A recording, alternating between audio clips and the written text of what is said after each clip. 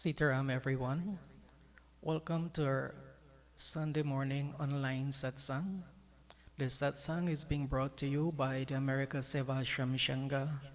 First of all, let us pray to Sri Ram.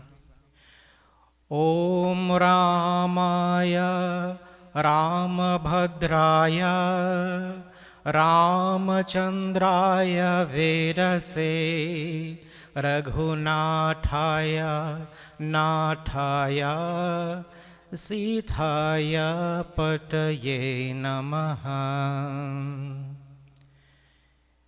My topic this morning is walking the razor's edge, the story of Shabri. And you might ask why I gave this strange caption to the story of Shabri. It will become obvious as my katha progresses. Shabri, while still a young girl, was about to get married to someone selected by her parents. That was the tradition of those days. As part of the wedding festivities, a goat was to be sacrificed. In her own innocent way, Shabri reasoned that because of her, an innocent animal was going to lose its life. This speaks of her kind heart and expanded consciousness.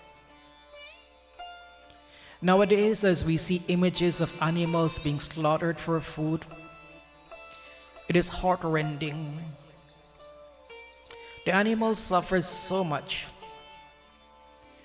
Sometimes tears flow from their eyes as they cry before being slaughtered. Especially cows. Their stress is transferred to their bodies, which when eaten affects our own bodies negatively. The bad karma from such inhuman acts affect us individually and collectively as well. Many years ago, I was told the following story. There was this fisherman who went out with his fishing boat at sea to catch fish. When he would pull the fish into his boat, he will chop them on their heads with a chopper that he had. There was no need for him to do that, but yet he said he found great joy in chopping the heads of the fish. Unfortunately, some years after, they found him dead, and they saw that he was chopped about his head. So, the law of karma affects us individually and collectively. Collectively, we are presently paying a heavy price for all the world's bad karma. And as I said before, because we all share this earth together, even the good has to pay, even the good have to pay the karma of the evil. So we should not keep adding bad karma. It would be better to slaughter the inner animals. Those are the ones that need killing. Greed, anger, and lust. They're very powerful, and they roam unchecked in the jungles of our minds. So to prevent the killing of the goat, Shabri decided that she would not get married. She ran away from home and sought refuge at the ashram of Matang Rishi. Seeing her fear and helplessness, she was accepted into the ashram by the great Rishi. Shabri dedicated herself day and night to Guru Seva. Day and night she would serve her Guru, cooking his food, washing his clothes, cleaning the ashram, taking care of all the residents of the ashram. She was busy from morning to night doing Guru Seva. Guru Seva purified her, and many spiritual truths became clear to her mind. In our ashram too, we lay heavy emphasis, heavy stress on Guru Seva. Guru Seva means selfless service to the God-realized Guru. Time and time again, I've taken great pains to explain who is a true Guru. Not anyone is a Guru. In this world, we have many so-called Gurus. But a true Guru is one who has realized God, one who is merged in God, one through whom God acts. Only by doing seva to such a one can we attract the blessings necessary for our own inner purification. In Bharat Sevashram Sangha, we do selfless service to the great Swami Pranavanandaji Maharaj, or Guru Maharaj, a great master who is ever one with God. Guru Seva has the power to purify our minds and to help us to evolve rapidly along the spiritual path. There was a disciple, her name was Janabai, and she too, like Shabri, had great Guru Bhakti. Her Guru was the great Namdev. Janabai was Namdev's beloved disciple. She served her Guru faithfully, and she would worship the Lord as Vital or Panduranga. She wrote these words to show of a quality of our Guru Seva and how God responds to one who performs true Guru Seva.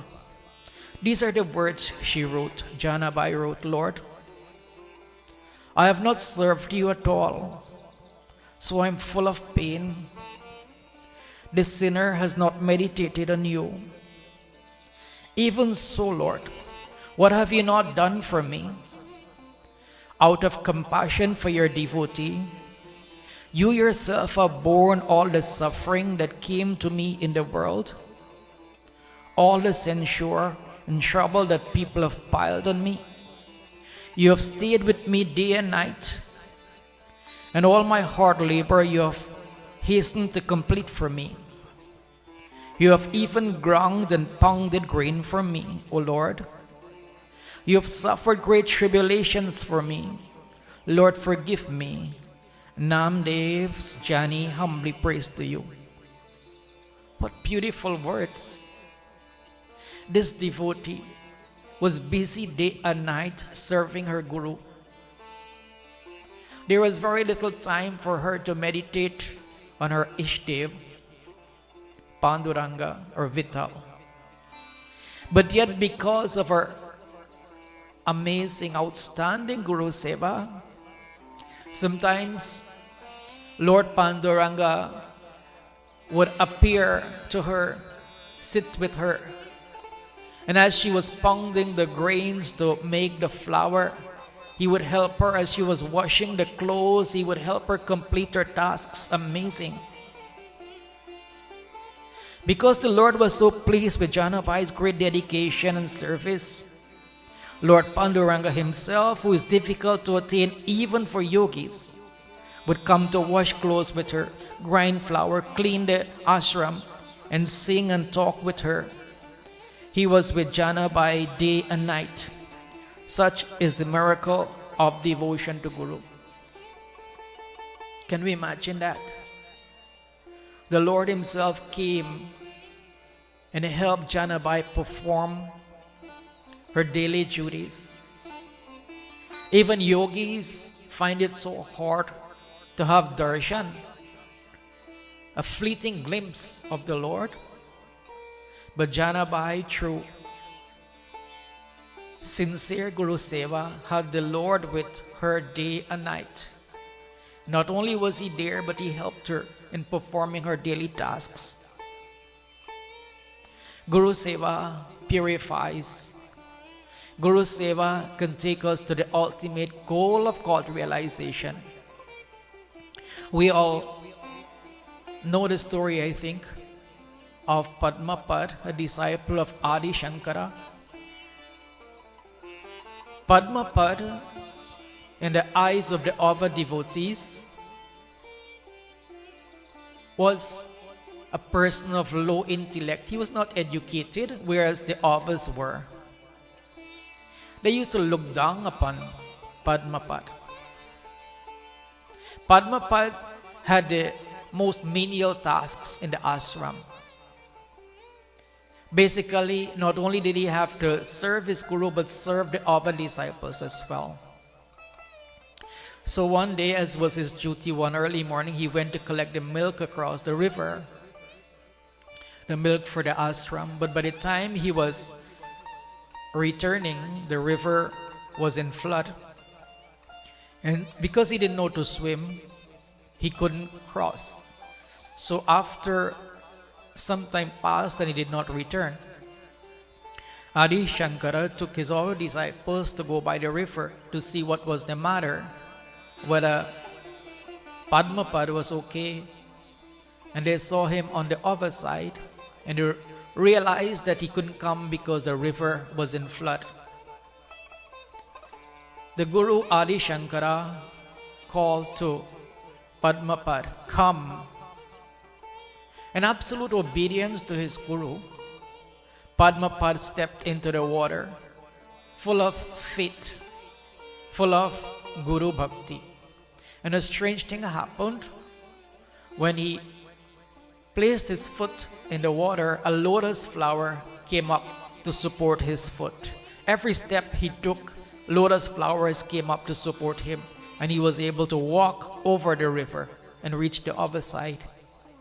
Perhaps the Guru deliberately allowed this to happen to show the other disciples what true Guru Bhakti can do. From then on, they no longer thought of Padmapad as a lowly person, a lowly disciple, but they held him in great reverence. So Guru Bhakti purifies. Guru Bhakti elevates us spiritually. Before Matang Rishi, the Guru of Shabri, departed this world, he blessed Shabri that she would have the darshan of God with her own physical eyes. He said, "O Shabri, even I have not seen the Lord with physical eyes, but you, because of your Guru Seva, you've pleased me so much. I give you the blessings. I give you the blessing that you'll be able to see God with your own physical eyes." Then he instructed her to live in seclusion after his death because he knew that he was about to give up his body. Live in seclusion, O Shabri, and prepare every day for the coming of the Lord. When our Guru departed this world, Shabri went into seclusion, and day and night she was preparing for God's coming. She had a little ashram which she would clean every day, collect fruits every day, and she would taste them to make sure they were the sweetest. Some writers say that she used to roll on the ashram's ground every day to ensure that no thorns would be present to prick the Lord's feet. The daily ritual went on for years, but her enthusiasm never once waned. Remarkable. We pray to God for a few days, and if our prayers are not answered, we become discouraged. We want results. But Shabri was preparing for God's coming every day. Every day she would get up early, do her meditation, and then she would clean the ashram. She would collect the fruits. She will tease them not out of disrespect, but because she only wanted God to have the sweetest.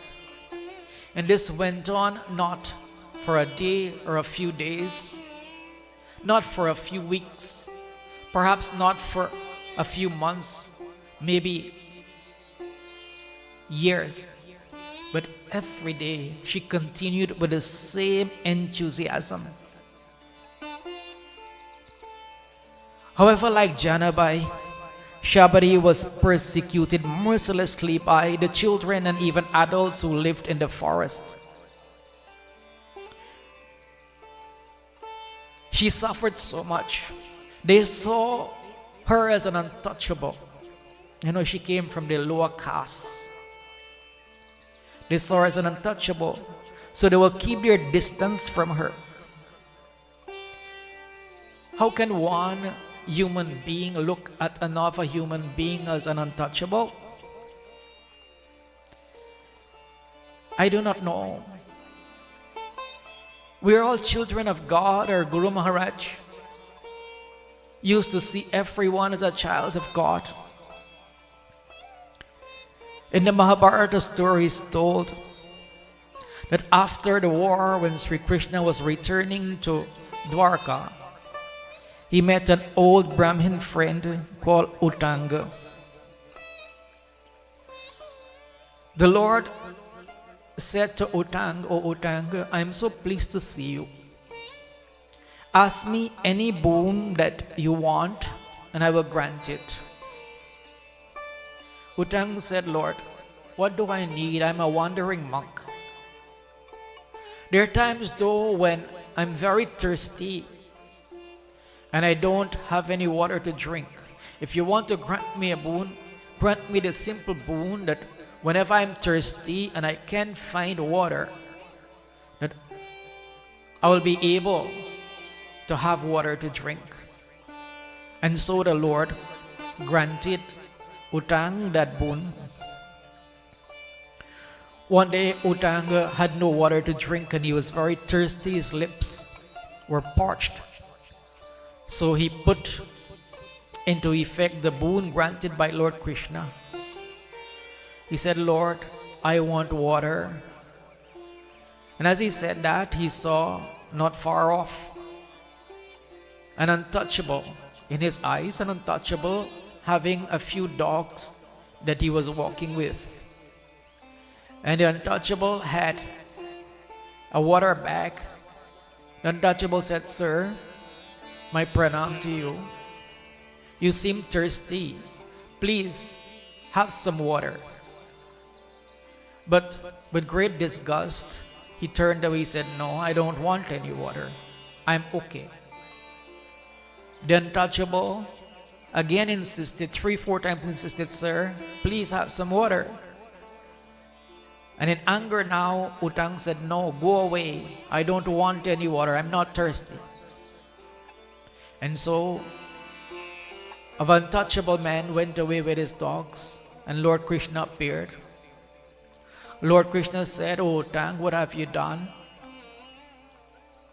I instructed Indradev, the king of the Devas, that whenever you call on my boon, whenever you call on the power of my boon, that he should bring the nectar of immortality to you, drinking which you'll become an immortal." But Indradev insisted that only one who has attained the highest truth should have this Amrit. He wanted to test you whether you were above externals or whether you saw people as untouchables and as touchables, as high caste and low caste. And so, thinking that you were above those, I agreed. So when you put my boon into action, it was Indradev who came in disguise as that untouchable. But alas, you still have those qualities which make you imperfect, because you still see untouchables and high caste people in this world. And Utang bent his head in shame. So the inhabitants of the forest saw Shabri as an untouchable. They saw how she would roll on the ground and said she was a mad woman. They sometimes will throw stones at her, especially the children. They will throw stones at this mad woman. One day the stones hit her and burst her head. Blood was oozing from the wound. Quietly, she went to the river to bathe the wound on her head. This is the reason why I've called this kata Walking the Razor's Edge, because living a spiritual life is not easy. And we see here Shabri, look at her persecution. She was trying to prepare for God's coming, every day preparing for God, her heart filled with love for God. But in a return, society was persecuting her mercilessly. They were stoning her. They called her a mad woman. They kept far from her, saying that she was an untouchable. It must have been so painful. Just like walking on the edge of a razor is painful, similarly, living the spiritual life can be very painful. A strange thing happened. When Shabri bathed her head in the river, the wound stopped bleeding, but the water of the river changed instantaneously into a river of blood. So the rishis could not do their daily ablutions. But they recognized that this Shabri was no ordinary woman, that she was a great yogini, that she was a great devotee of God. And so they went and begged her to forgive the children, forgive them for the sins they committed. Mirabai, whose bhajans are sung throughout the world, whose bhajans are so filled with devotion for Lord Krishna, she too was persecuted mercilessly when she got married and went to her husband's family. She would in the night go to the mandir of Lord Krishna and worship Lord Krishna. But word spread that she was seeing somebody, that she was unfaithful to her husband. And all kind of gossip started. And the husband's family started to persecute her mercilessly. In many of her songs, she would express her grief and her sorrow at being separated from her Lord. One day, she left the palace and she went far away to another village, where she entered the temple of Krishna, and lost in devotion to God, she merged with the Lord. Shabri, when she heard the prayers of the rishis, she went into the water. She went into the river, which was a river of blood, and as she touched that river, it was transformed once again into a river of water. Many rishis felt that Sri Ram would visit them, that they deserved to be visited by Sri Ram because they were highly advanced spiritually. But you know what? Sri Ram did not visit many of their ashrams. Instead, Sri Ram was drawn to Shabri's ashram by her genuine divine love. Sri Ram went to Shabri's ashram. Can you imagine, after years of daily preparation for God's coming, that the Lord finally appeared? How much joy there was in Shabri's heart. With great joy, she gazed at the Lord, washed his feet, and offered the fruits which she had tasted. And Ram blissfully ate those fruits, while Lakshman will not touch the fruits because he said, They were juta. She tasted them. In great bliss, Ram said to Lakshman, "O Lakshman, these fruits are so tasty. They are imbued with love, divine love of Shabri." Bhagavad Gita says, "Patram pushpam phalam toyam." Lord Krishna is saying, no matter what is the offering, no matter how simple it is, if it is offered with love to me, the Lord says, I accept that offering, I enjoy that offering. On the other hand, the most expensive offering offered to God without love means nothing to God. What can we really offer God? He owns everything. There is only one thing that He doesn't have. That is our love. It is not His unless and until we give it to Him. When Lord Krishna was serving as the ambassador of peace to prevent the Mahabharata war, He went to the Kauravas and they prepared a sumptuous meal for Him. But Lord Krishna politely declined. He said, "No, I'm okay. I will not eat." But he went with the saintly Vidur, a righteous Vidur, to his home. And Vidur's wife had prepared bhaji and rice, simple food. Lord Krishna sat on the ground and with his hands, with great joy, he ate the bhaji and rice that Vidur's wife had prepared, because it was prepared with love. Lord Krishna rejected the sumptuous feast of Duryodhana, but accepted the simple food, bhaji and rice, of Vidur's wife, because that home was filled with devotion for God.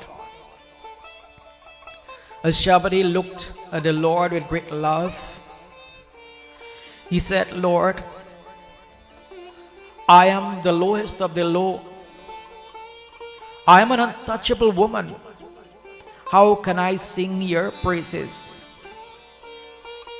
That was what society had made her believe, that because she was an untouchable, she couldn't sing God's praises. "Lord, I am an untouchable. How can I sing your praises?"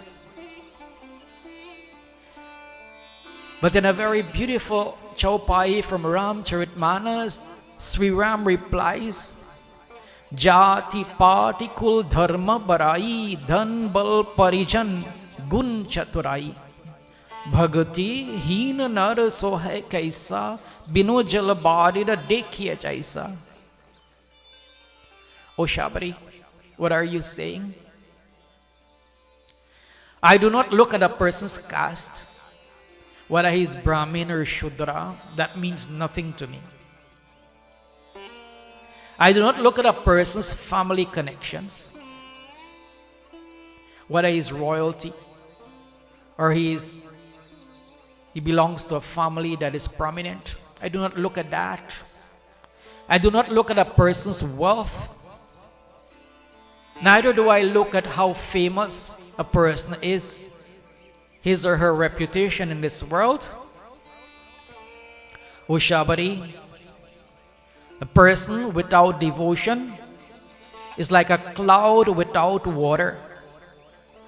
Bhagati heen nar sohai kaisa. A man without devotion, bino jala barida dekhiya jaisa, is like a cloud without water.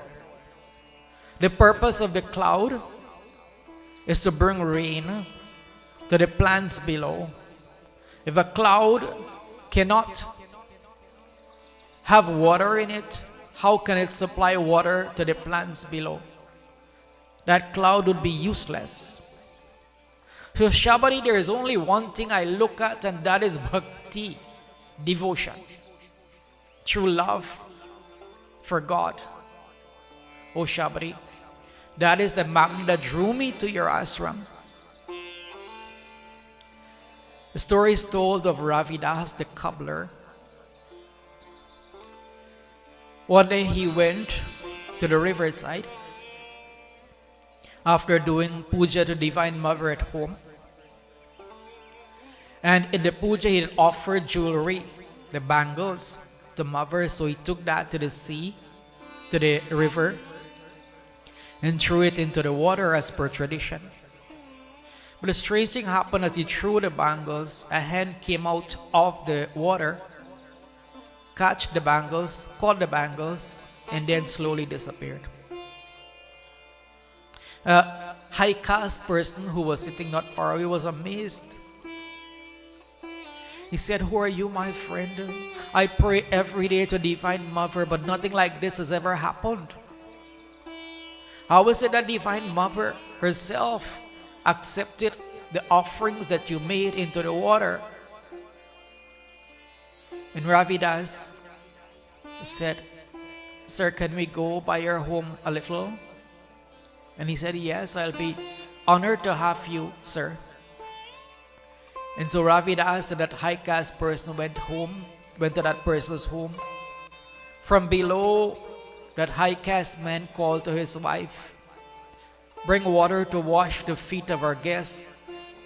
But she answered, "Find water yourself, I'm busy." As they went into the house, the husband said to the wife, "We have guests, can you bring something so we serve him, bring some food?"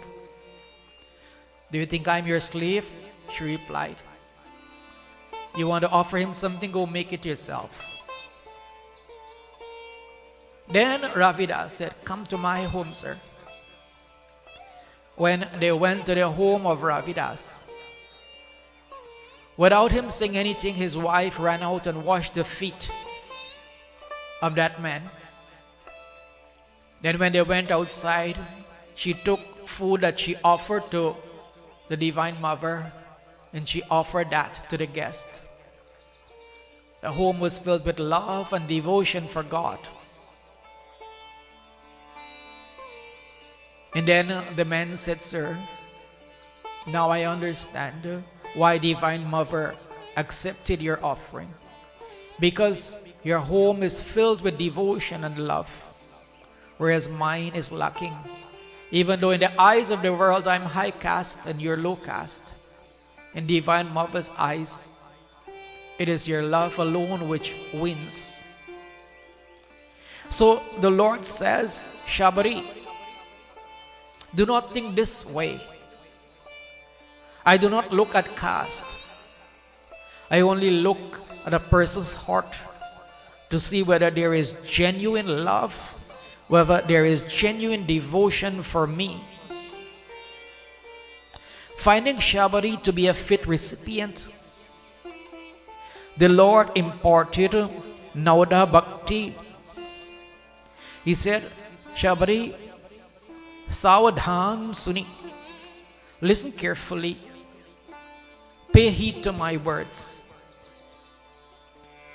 And then the Lord described the 9 forms of devotion, like fondness for God's katha, to listen to God's katha, a liking for God's katha. Listening to God's katha means not only to hear with our ears, but to absorb it into our souls and to put it into practice. The Lord also described Guru Seva as another form of devotion, doing which a person can realize God. The Lord described 9 forms of devotion for Shabri. And He said, even one of these, practicing even one of these, a person can find ultimate God realization.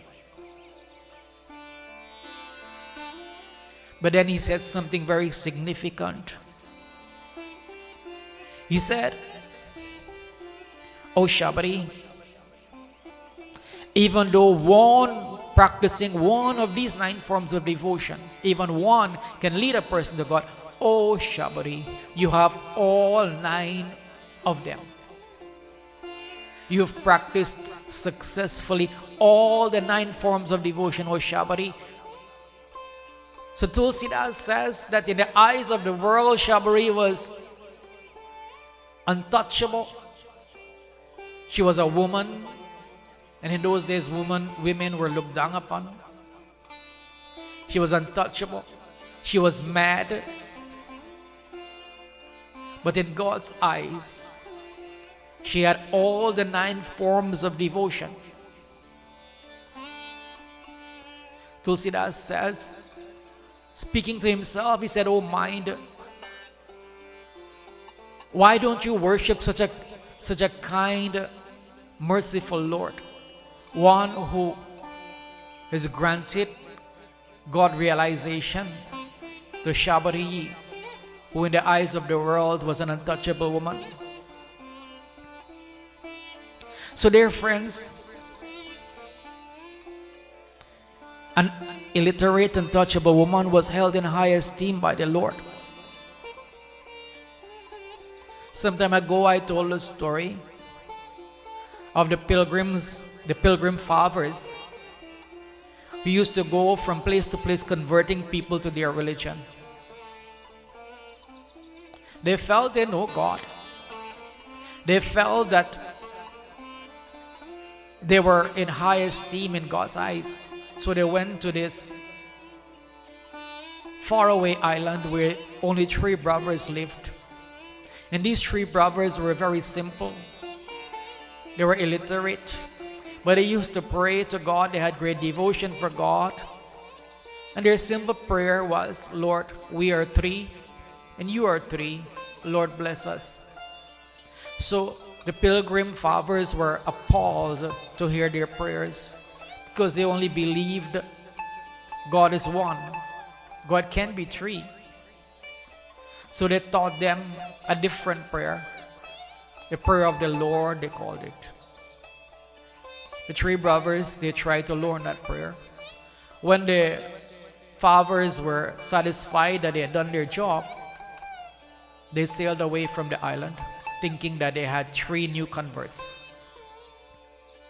As they were sailing away, as it got dark, they saw 3 lights, bright lights, rapidly approaching the boat. They were amazed. And then suddenly those lights changed into human forms. And they recognized those human forms to be the 3 brothers whom they had just converted. The brothers were saying, "Sirs, we forgot the prayer. Can you teach us that prayer again?" And the fathers, the pilgrim fathers, said, recognizing that these 3 brothers were much more advanced than them spiritually. The irony is that they were trying to teach them the Lord's Prayer when they were so advanced spiritually. They said, "Forget it. Just pray to God as you were praying."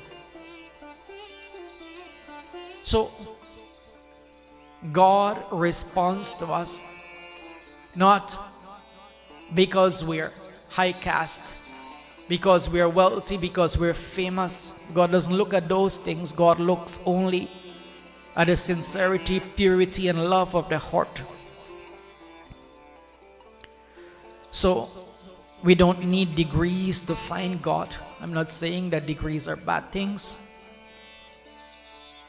but I'm saying that even if we don't have degrees, sometimes degrees can make us proud that we are something, can affect our humility.